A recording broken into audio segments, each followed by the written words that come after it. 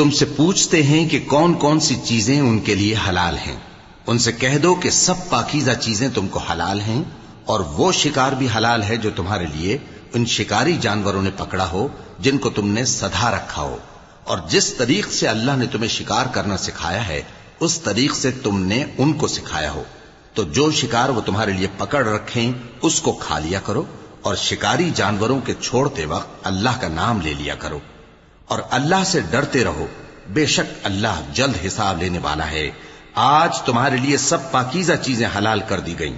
اور اہل کتاب کا کھانا بھی تم کو حلال ہے اور تمہارا کھانا ان کو حلال ہے، اور پاک دامن مومن عورتیں اور پاک دامن اہل کتاب عورتیں بھی حلال ہیں، جبکہ ان کا مہر انہیں دے دو، اور نکاح سے عفت قائم رکھنی مقصود ہو، نہ کہ کھلی بدکاری کرنی اور نہ چھپی دوستی کرنی۔ اور جو شخص ایمان کا منکر ہوا اس کے عمل ضائع ہو گئے اور وہ آخرت میں نقصان پانے والوں میں ہوگا۔